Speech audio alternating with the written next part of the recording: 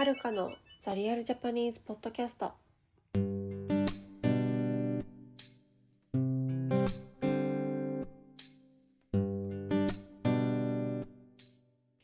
い、皆さんこんにちは。お元気でしょうか？はーい。今日もリクエストにお答えしていきたいと思います。はい。はるか先生、こんにちは。こんにちは。面白いポッドキャストを作ってくれてありがとうございます。見本の結婚式について話してもらえませんか？今、日本人はどんな挙式スタイルが好きですか？はい。ありがとうございます。挙式スタイルですね。はい。挙式っていうのは、結婚式の、なんていうの、セレモニー。結婚式のセレモニーおかしいね。結婚式って大体2つの構成になってるんですよ。はい。一つ目はその挙式っていうのがあって、愛を誓いますみたいな式をする。で、もう一つは、披露宴って言って、パーティーですね。はい。この二つが、結婚式って大きく言われているもの。で、その後に、アフターパーティーで二次会とか三次会とか続いていくという感じですね。はい。で、挙式なので、最初のね、なんていうの、愛を誓いますかみたいなところなんですけど、多分、90%以上の人が、教会で結婚式を、挙式をね、すると思います。私もね、挙式は、ホテルの、教会。多分ね、結婚式挙げるための教会だと思うんですけど、ホテルについてる教会があって、そのままホテルの、レストランみたいなところで披露宴をしました。はい。そういう人多いと思いますね。はい。教会スタイル。これはね、宗教とか全く関係なくします。はい。うん。理由は、綺麗だからじゃない。うん。全然、海外のね、結婚式のスタイルはあまりは知らないんですけど、日本では、その、教会でする人が多いんですけど、別に、宗教とか関係ないし、結婚式用のね、教会があったりします。はい。で、教会を選ぶ理由は、いくつかあると思うんですけど、一つ目は、かっこいいから。シンプルに。二つ目は、ウェディングドレスを着たい女性が多いからですね。で、三つ目は、やっぱりその、日本は昔からその欧米文化に憧れる人が多いので、そのヨーロッパ、アメリカのでよくやるようなスタイルっていうのがやっぱり流行ってるんですよね。教会綺麗だしね。はい。っていう理由だと思います。はい。もう一つスタイルがあるとしたら、神前式っていうのがあって、神っていうのは神ですね。神の前の式って書いて神前式なんですけど、これは神社でやる挙式になります。挙式っていう感じでもないんだよね。神前式だからね。はい。で、私は一回だけ神前式に参加したことがあるんですよね。多分10代の時だと思うんですけど、その時は結構年が上の方、カップルでした。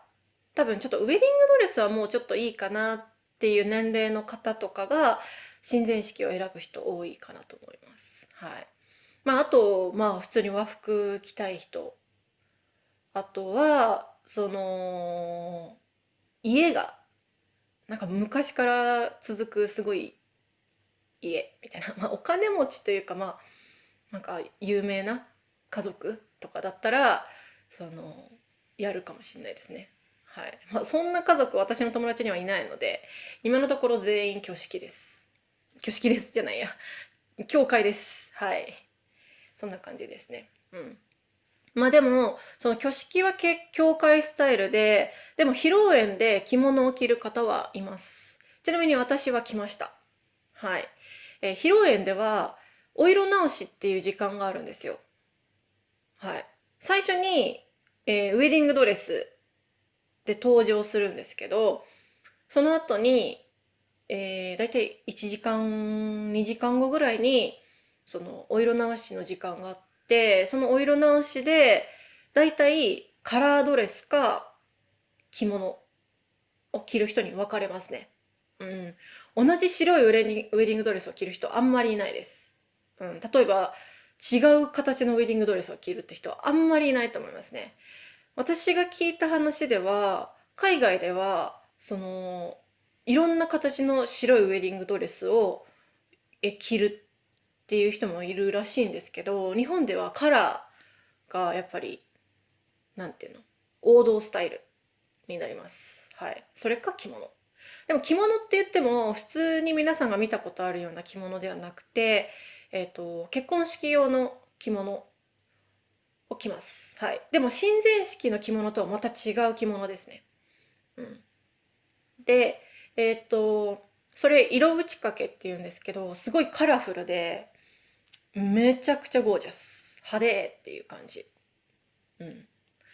私がそれを選んだ理由は、まあカラードレスも着たかったんですけど、まあ両親がやっぱりいるっていうのと、おじいちゃんがね、その時私、もう去年亡くなったんですけど、おじいちゃんが参加してくれてたので、やっぱこう、私が結婚式をやりたいって思った理由は、やっぱりなんかこう、両親とか、そのおじいちゃんとかを喜んでもらうために、まあ恩返しじゃないですけど、のためにやったので、じゃあ着物着ようって思って、その色打ち掛けという着物を着ました。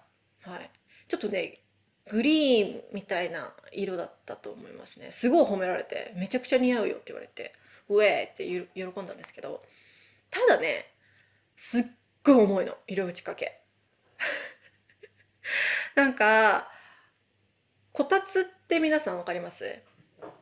まあ今少ないんですけど、冬になると日本の家ではテーブルの下に布団を引いて温める。まあ、よくアニメとかでね、あると思うんですけど、そのこたつの布団を背中から羽織ってるみたいに感じ。めちゃくちゃ重い。で、それで1時間ぐらいいなきゃいけないんですよね。写真撮ったり。マジでね、もう肩取れるみたいな。こっからここなくなっちゃうんじゃないかな、私って思うぐらい重かった。うん。ね。大変でした。はい。まあ結婚式正直ね、まあいろいろありまして、まあ、楽しかったんだけど、まあハプニングがありすぎて、ちょっと今度お話しますね。本当に面白い話いっぱいあるんですけどね。うん。はい。まあそんな感じです。最近の日本では、挙式スタイルは教会スタイルが多いです。はい。ぜひね、コメントとかで皆さんの国の結婚式スタイルあれば、多分国とか宗教によって全然違うと思うので、ぜひ教えてください。はい、じゃあ今日はこんな感じで終わりにします。は